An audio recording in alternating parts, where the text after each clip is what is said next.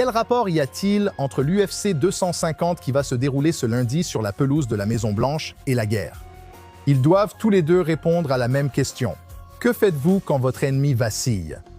Il n'est pas vaincu, il ne s'est pas encore rendu et il n'a certainement pas été détruit, mais il saigne. Il se sent isolé, il est épuisé. Vous pouvez voir la sueur couler sur lui et il lutte pour rester debout. Est-ce que tu t'arrêtes à ce moment-là? Est-ce que tu déclares la victoire et tu rentres chez toi? Ou est-ce que tu termines le combat? L'histoire est remplie de nations qui ont gagné la bataille, mais qui ont perdu la guerre parce qu'elles se sont arrêtées un pas trop tôt.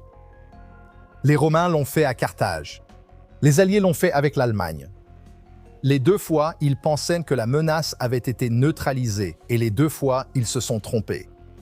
Aujourd'hui, l'Iran occupe une position très similaire à ces moments historiques.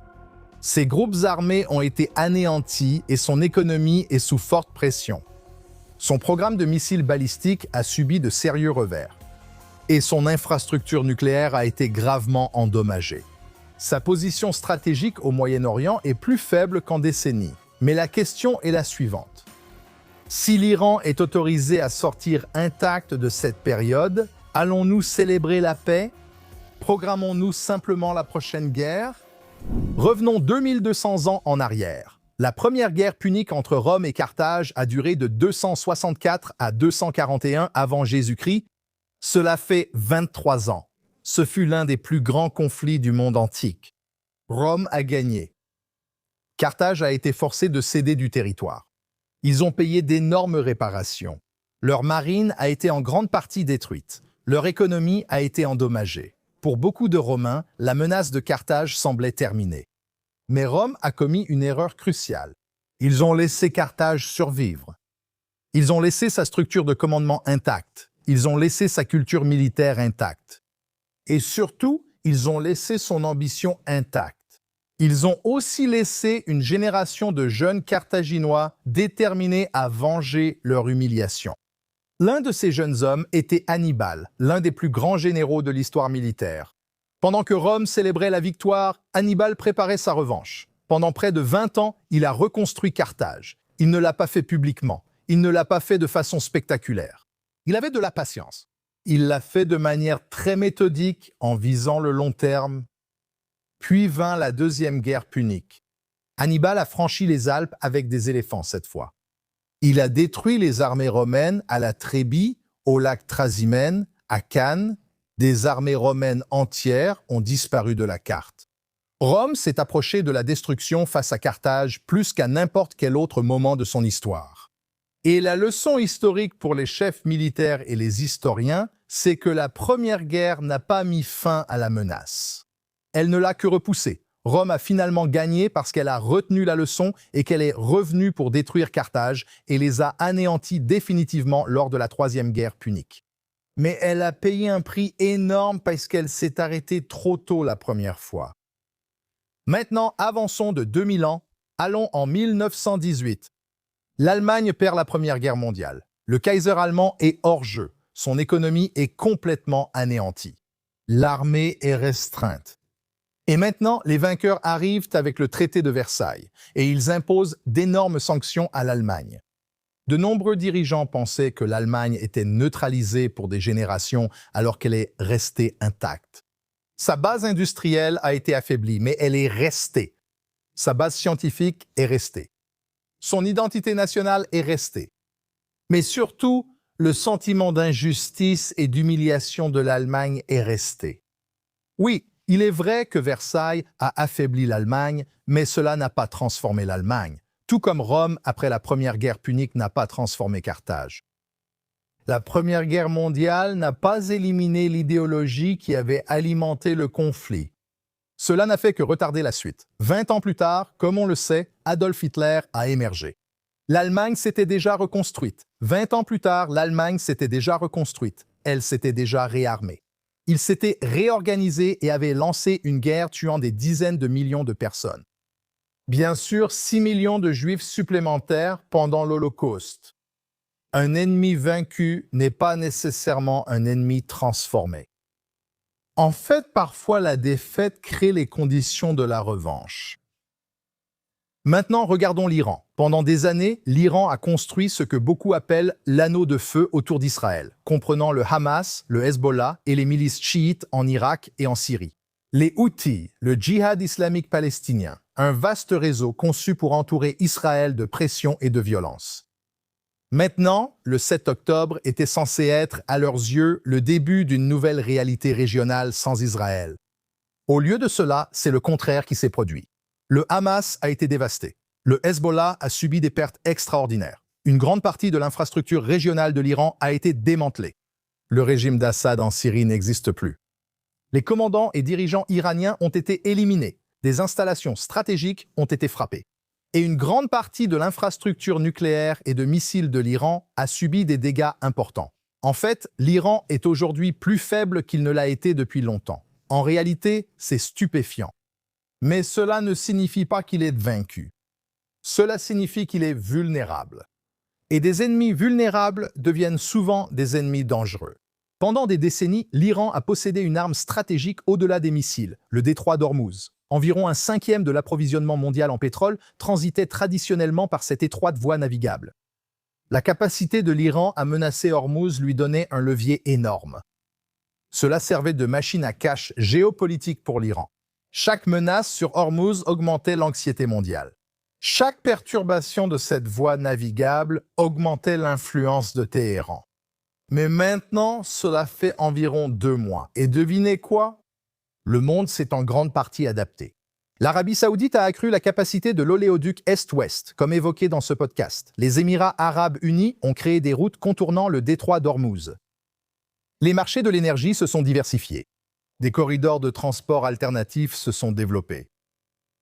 Vous savez, l'Iran a encore de l'influence, mais c'est peut-être la moitié de ce que c'était autrefois. Et cela en seulement 2 mois. En fait, la capacité de l'Iran à prendre en otage l'économie mondiale a diminué comme jamais auparavant. Et peut-on imaginer si Israël n'avait pas détruit le programme nucléaire de l'Iran?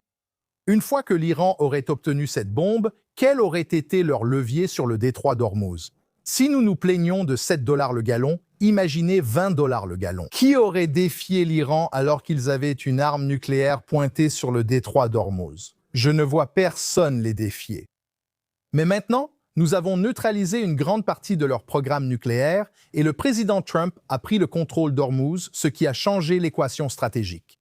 Le régime est maintenant en train de perdre les outils qu'il possédait autrefois.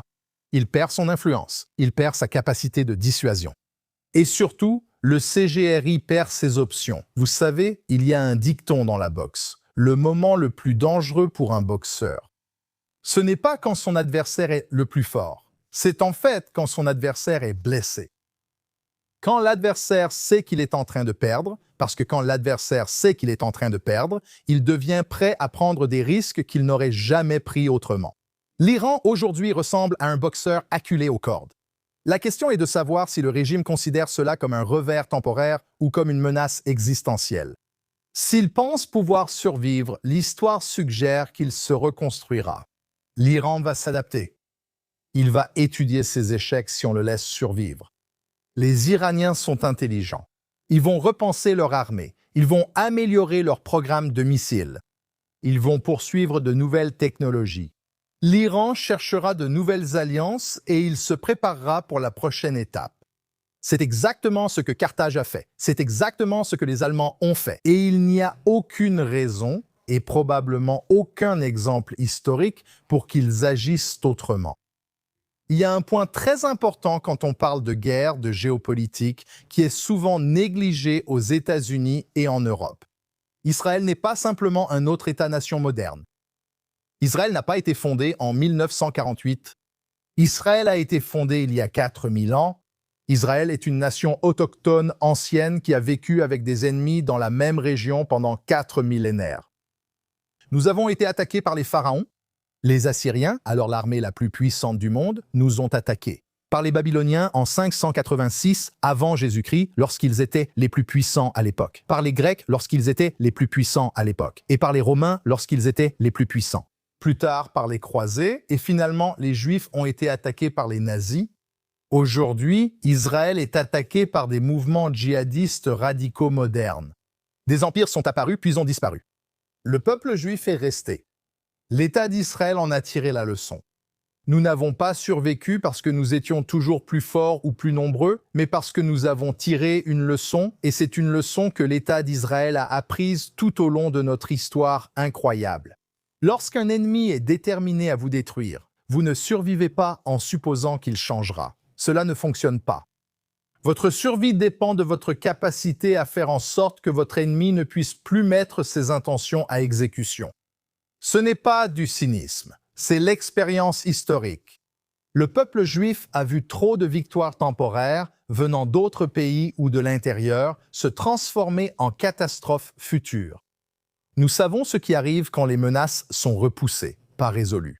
Nous savons ce qui se passe lorsque le monde déclare qu'un ennemi a été affaibli pour le voir revenir plus fort une génération plus tard. Cette mémoire nationale pour Israël. Israël est différent de la plupart des pays occidentaux. Même s'il devrait aussi se souvenir, beaucoup de nations occidentales aujourd'hui raisonnent en fonction des cycles électoraux. Israël, en puisant dans notre histoire, doit penser en termes de génération. De nombreux dirigeants occidentaux se demandent comment passer les 4 prochaines années. Israël apprend déjà à se demander comment s'assurer qu'il y aura encore un État juif, pas demain, pas dans 4 ans, mais dans 400 ans. Cette différence entre la perspective ancienne d'Israël et la perspective à court terme de l'Occident devient de plus en plus visible dans le débat sur l'Iran. Pour beaucoup en Occident, l'objectif aujourd'hui est la stabilité. Pour Israël, l'objectif n'est pas la stabilité, il s'agit de la survie. Et ce ne sont pas les mêmes choses. La réalité, c'est que cela crée des tensions même au sein des alliances les plus solides. La décision du Premier ministre Netanyahou de frapper l'Iran reflétait cette différence de culture stratégique. L'opération n'a pas complètement éliminé le programme nucléaire iranien. Alors pourquoi? Qu'a-t-elle accompli? Elle n'a pas complètement éliminé le programme de missiles iranien, mais elle a envoyé un message à Téhéran, un message aux amis d'Israël et surtout un message à Israël lui-même, qu'Israël ne supposera pas que d'autres vont résoudre nos menaces existentielles. Nous ne pouvons pas construire un avenir sur les garanties d'un autre gouvernement, aussi amical soit-il. Israël doit développer de plus en plus la capacité de se défendre par ses propres moyens.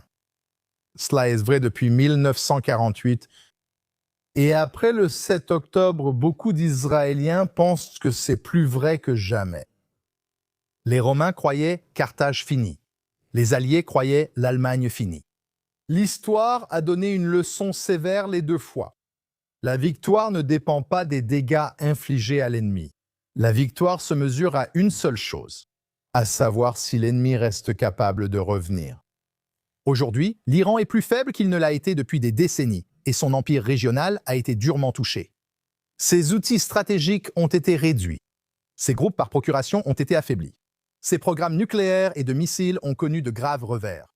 La question à laquelle Israël et le monde sont confrontés n'est pas de savoir si l'Iran a été touché. Il l'a été. La question est de savoir si l'Iran a changé. Parce que l'histoire nous livre cette leçon essentielle. Que lorsqu'un ennemi déterminé survit intact, la fin d'une guerre devient le plus souvent le début de la suivante. Merci de m'avoir rejoint pour cet épisode du podcast True East.